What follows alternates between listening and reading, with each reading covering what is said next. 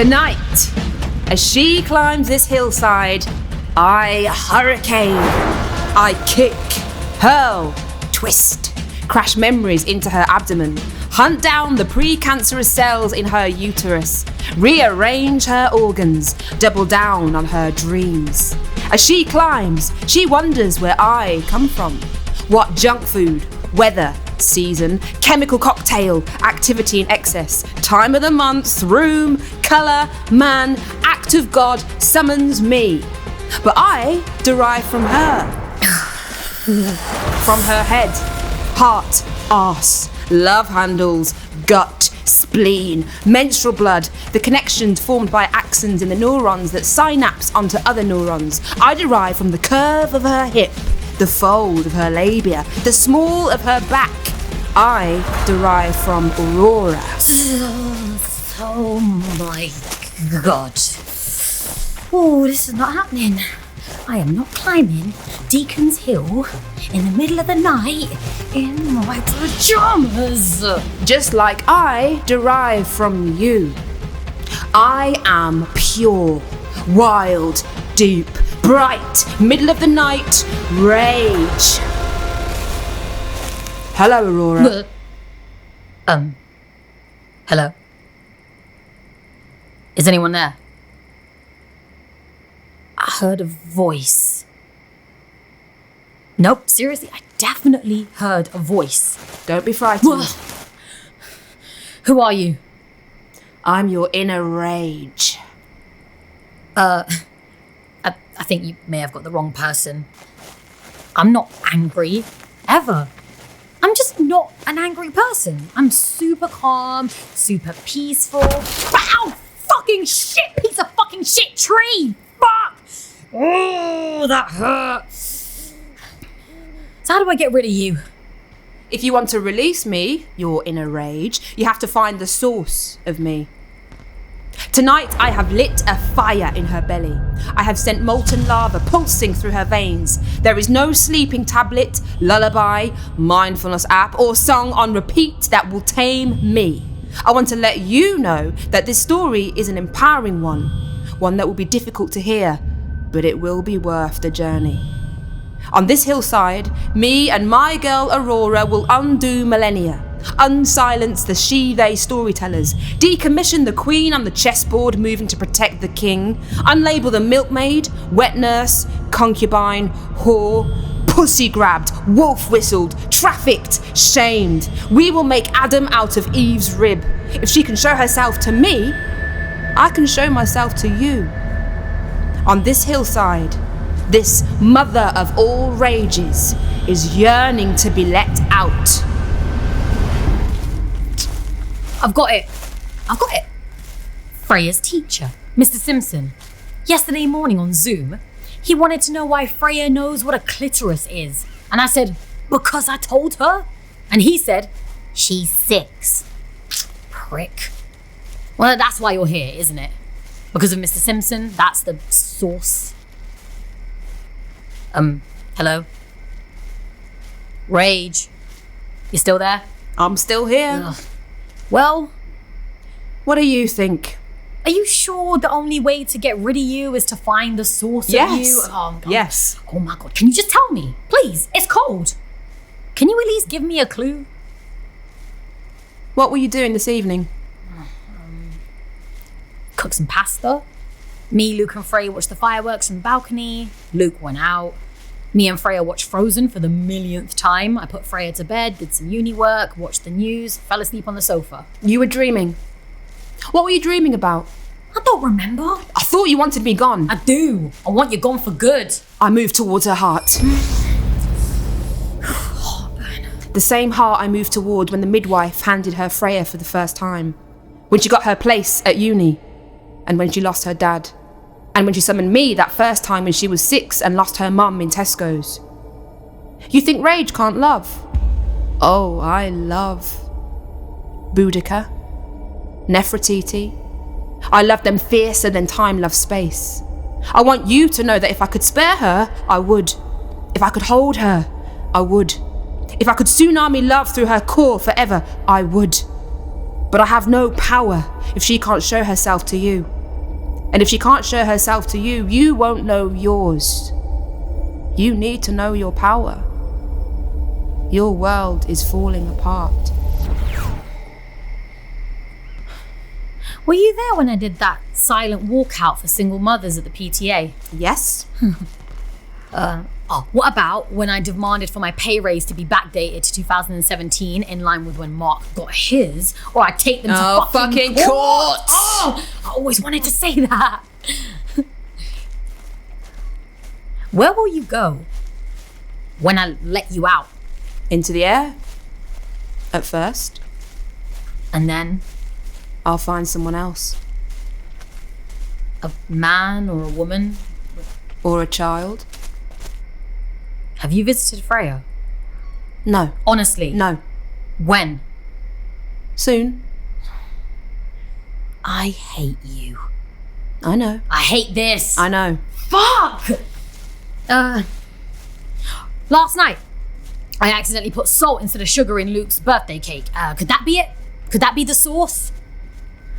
Natasha, my course tutor, she dropped me 3 marks for handing in my paper at 5 instead of 4, even though she knows that's when I pick Freya up from school. And my mum called. She didn't ask a single question about me or Freya in an entire hour. Not even a how are you. Is that it? Is that the sauce? I want to tell her she's thinking like one of the tiny men. So how about that the tiny men's source is linear. And I try to use the They fear, so they rage, so they point a missile at the moon. Her source is somewhere she can't see. Under a memory, inside a trauma, behind a world event. I want to tell her her source is so fucking beautiful, it defies time and space, that it's just as beautiful as her. But if she carries on like this, there will be no more hill to climb. I want to tell her that you are waiting. What the fuck was that? Don't say snake. Oh my god. It's a deer. I stand very still on 2 hinds. She stands very still on 2 feet.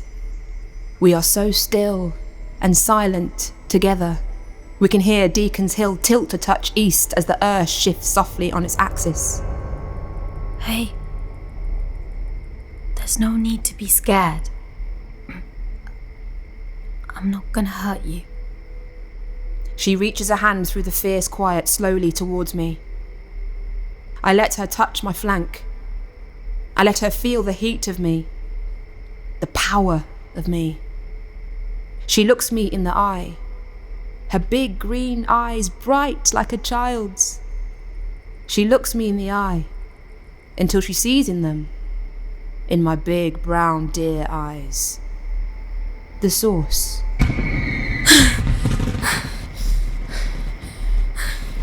I'm 17. And I've taken myself to the police station alone, and it looks like it does on the TV. And there's this policewoman with me. She looks a little bit like my mum. Short blonde hair, square glasses. She gets me a Coke from the vending machines and tells me it will sort me out. She leads me down one of those long corridors to this tiny room with a massive lock, and she tells me to start at the beginning. And I'm not really sure where the beginning is because I can't really remember anything after the fireworks. So I tell her how Lucy joked that the fireworks looked like sperm and how my favourites were the rockets, the way they whooshed, the way they rained down stars. And she stops me mid-sentence with a question about how many drinks I'd had and had I taken any drugs, and I tell her 3 Bacardi breezes and no drugs. And she says, are you sure? And I think again, and I say, maybe it was 4. And then she says, okay, darling, I'm just going to get a sample bag. If you could remove your underwear. You're still here. Why are you still here? Fuck! I want to tell her that rage turns to resentment if it's trapped inside. If she goes back down this hillside now, nothing will change. That she's enough. That this is enough. One more step beyond herself is the mother of all sources. That if she can find the mother of all source, she will see everything. She will bring this crushing world crashing down. You're close. You're so close. You don't want me to find it, do you? Do you? gotta get back. Sun's coming up. Freya will be awake soon. I have to go. Wait! You fell asleep on the sofa watching the news. What did you see on the news? I'm tired. You're strong. The peak? It's just there. I promise. News night. There was an interview with this woman from this charity. She had all these stats. What stats? I can't remember. I wasn't really listening. I was falling asleep. Try. One call relating to sexual violence was made to police every 30 seconds in the first 7 weeks of lockdown. What else? Something about how this was a problem seen in every country around the world. Go on. I know you remember.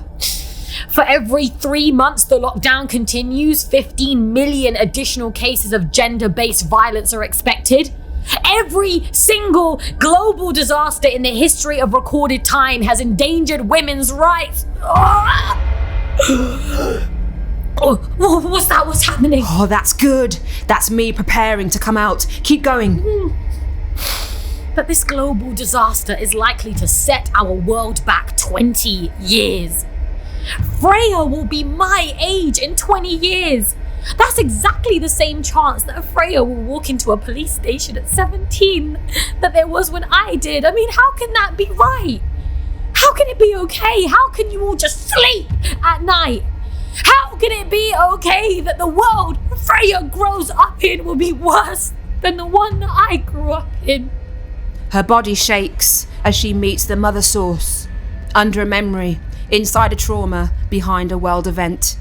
I rise in her esophagus, just like I did in Boudica's, Nefertiti's, Emmeline's, Angela's, Nazanin's, Malala's, Ruth's. The fire in her belly is raging now. The lava coursing through her veins begins to bubble. The white coal of her heart burns red. The same heart that skipped a beat when she saw #MeToo. That beat faster when Ireland voted to repeal the 8th Amendment. That felt change when AOC took down Yoho. That feels hope when she looks at her daughter. That feels love unconditional when she calls her mum, even though she never asks how she is. And as time and space split wide open to greet the Empress rage, she sees that I don't just live inside her, she lives inside me. That my residents are as ancient as the hill she is standing on. She sees that I am the wind in the sail of Greta's Atlantic crossing. I'm the brick in the hand of Marsha at Stonewall. The whisper in the ears of the Belarus women. The pink trainers on Wendy Davis's feet. The fire lit in the soul of the good men calling out the tiny men. The light in Seacole's candle. The king's horse. She sees me. All of me. And she shows you, at last, my power.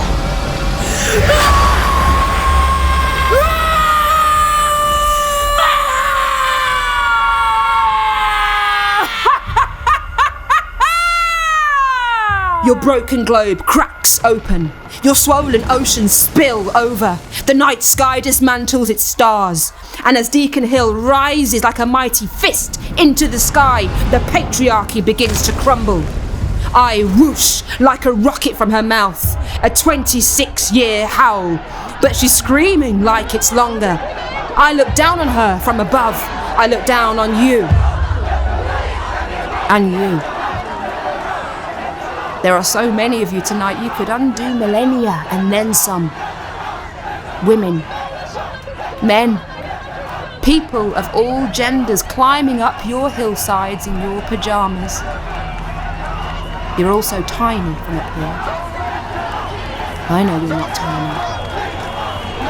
I roar. You roar back. You roar, and you roar, and you roar.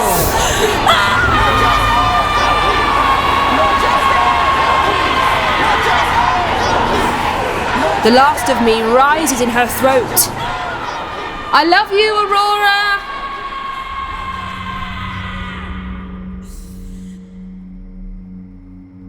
And then suddenly, she closes her mouth. Aurora? Yeah, There's still a bit of me inside you. I know. But I thought you... Yeah. No. I need you. This world.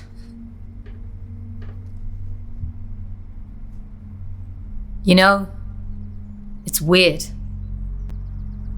I never noticed before how much you can see from the top of Deacon's Hill. You can see everything. Are you still there? Yes. I'm still here.